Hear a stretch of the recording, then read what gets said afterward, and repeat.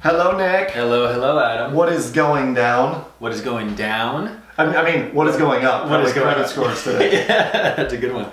Yeah, today we are talking about how to improve credit scores. How to improve credit scores. There are some tips and hacks and strategies that we're going to share today. Tricks to elevate the credit score. Raise. And better. To improve. To expand. Oh, man. We're going to cover a lot Did today. you say elevate already? I did. Damn it. So yeah, we're going to talk about how to improve your credit score today. This is a question that comes up on the regular when I talk to college audiences or sometimes at corporations where we're doing financial literacy, financial education. Yep. People want to know about how to improve their credit score and when they should focus on improving their credit score. Yeah. So when are the times that people should really focus on their credit score? Well, there are some key times in one's life where the credit score becomes really important, like when you're buying a car, you're buying a house, you're applying for credit to go shop for furniture, buying your engagement ring for you to be a trophy husband. Yep. I wouldn't be buying that. She would. Oh, she would be buying it for you to get trophy. I got it. Trophy husband, remember? Oh, so is it a sugar mama and a trophy husband? Yeah, she would be my sugar mama. I would be the trophy husband. The trophy husband, yeah. Okay. Good, Just yes. so we're clear. Then that would be important that she would have a high credit score. There we go. So you're listening. High credit scores are a sign that you are a credit-worthy person. Okay. And that is the whole point of them collecting the information on your credit bureau and creating a report or a credit number out of it. The score is really an identifier of whether or not you are worthy of receiving credit.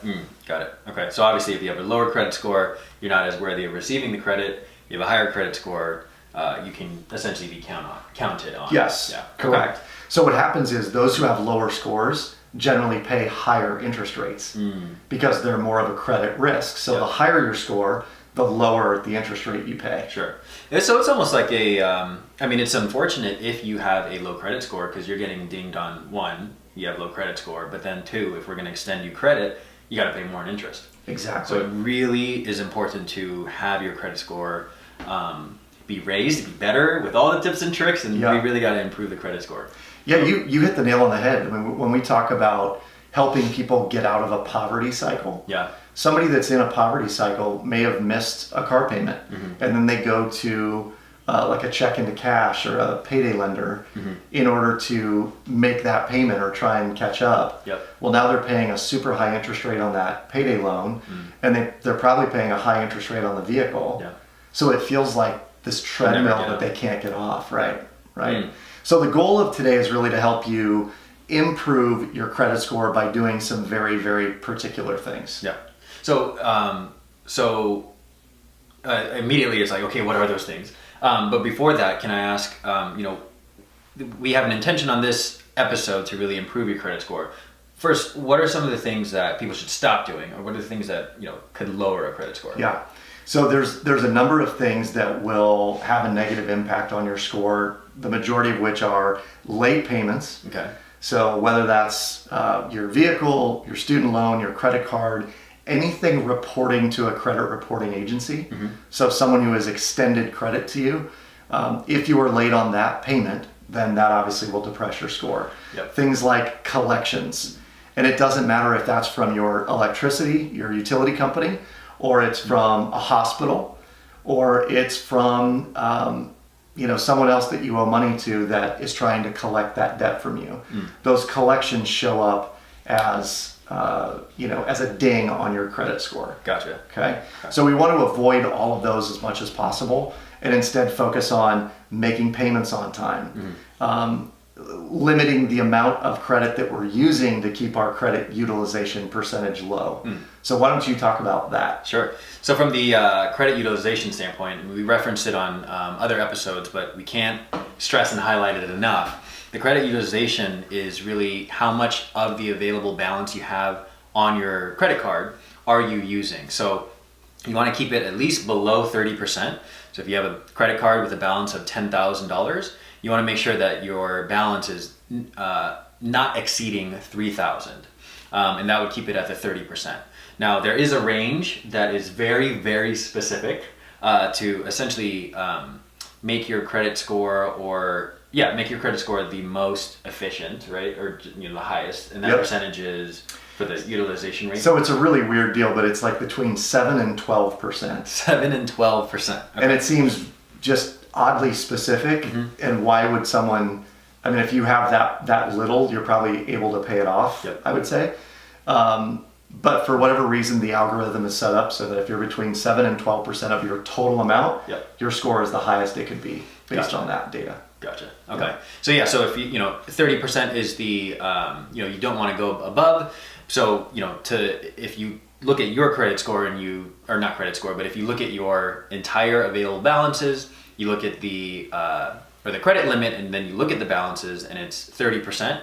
What can you do to actually get it down to the 7 or 12%? Yep. Which then goes to kind of the payment history. Yes. Right. Just making sure, one, that you don't miss anything, so you don't get dinged, and then two, just looking at cash flow and seeing that any extra money can go towards paying off the credit card so that we can improve your credit score. Totally. Yeah. One of the things that I want to mention that you also should not do is if you have had a credit card, let's say from the time you were in college, and now you're 6, 7, 8 years removed from college, and you decide that it's time to maybe do a balance transfer to a lower interest card, or maybe you pay it off completely and you go, you know what, I'm just done with credit card debt.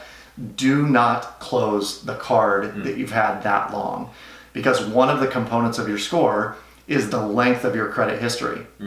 The more months of reporting that show up on your credit report, the higher your score. So someone who has a card for 8 years and then immediately closes it, it looks now like you have no open revolving trade lines. Got it. And your score will actually go down. So you'll think, I'm doing the right thing, I paid off my card. But in reality, if you close that card, you're actually doing yourself a disservice. Sure. Yeah. Oh, that's crazy. Yeah. When I was in high school, I had my first credit card, but I was signed as a user under my parents. Yes. So when I was ready to apply for my first credit card, and this was I think maybe I was like a sophomore or junior in college, maybe my credit limit was $10,000, and a lot of my friends had limits of like $2,500, $3,000, and so I saw that the credit length history, or how long I've actually had the credit card open, made a huge difference in how much a credit card company was willing to lend me. No doubt. Yeah, it was more credit worthy. Yes. Thanks, Mom. Not to mention you had plenty of room on your card for evenings at Shag Nasty's. Shag Nasty's.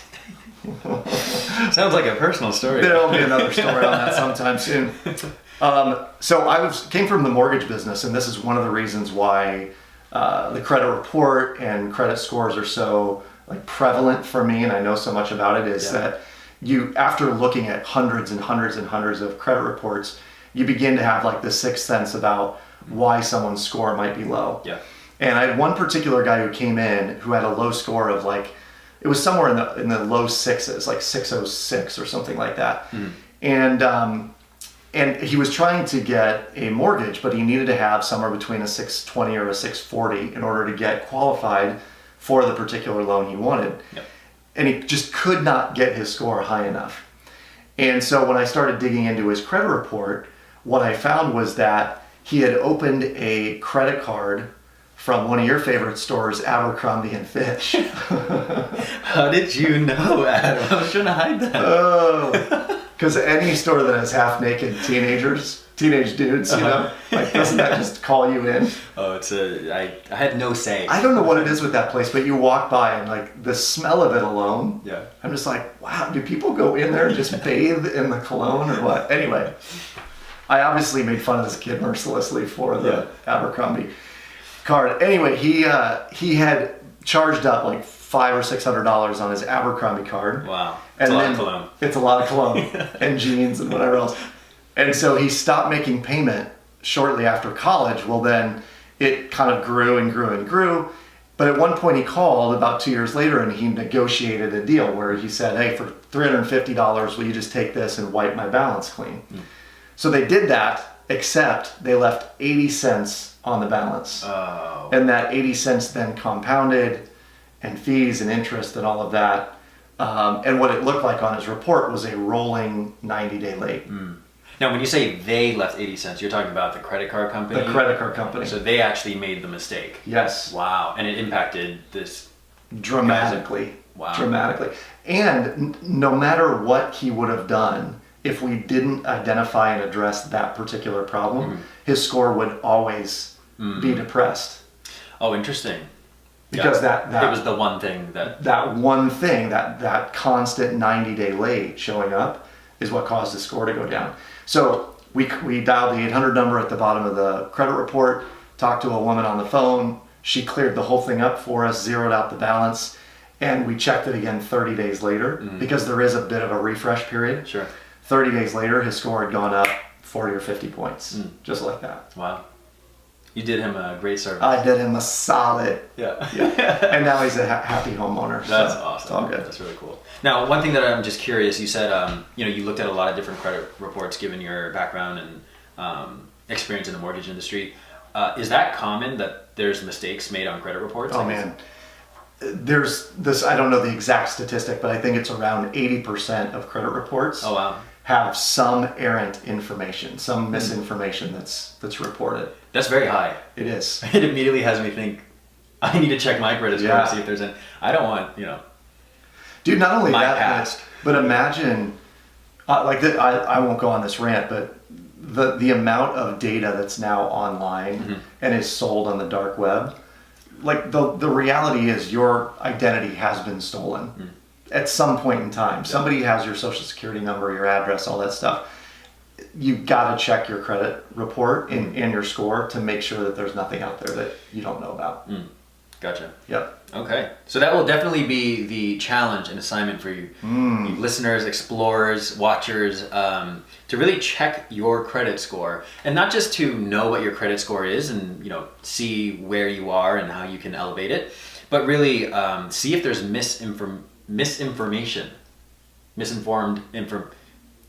Keep going. You got it right the first time. You don't want to make sure there's wrong stuff on it. So really, that's a really big trick to improve your credit score. That's cool. Anything else for people who are maybe, because I know a lot of concern is like, how do I get a high credit score? Like there's the different ranges and it's different across, different reporting agencies. So if we were to kind of sum up how you could improve your credit score, what are the things to do that someone listening and watching can actually take on? Yeah, so I would say there's probably 3 or 4. Number 1, make sure all payments are made on time. That's key. Number 2, get rid of anything negative possible. Okay. So that would be things like collections, late pays, like 30, 60, 90-day lates. Okay. Anything rolling like that needs to be taken care of. I would say the next one is make sure that your credit utilization percentage is lower than either that 50 or 30% mark. So that would either mean applying big chunks to debt that you already have, or figuring out creative ways of shifting that debt so it's only 30% of a card, as an example. And then last but not least, make sure you've got a long, extensive credit history. And if you're just getting started, one of the ways to do that is what Nick recommended, which is get on as an authorized user on your parents' card or somebody's card that has a nice long payment history. And what you're effectively doing is borrowing their payment history to generate a higher score. Cool? Very savvy. Good. So again, challenge, check your credit report for any misinformation, any errors, and get those things fixed straight away. Perfect. Next time we're talking about 401ks. What are those? Okay, 401k. 401ks. We'll see you next time, explorers.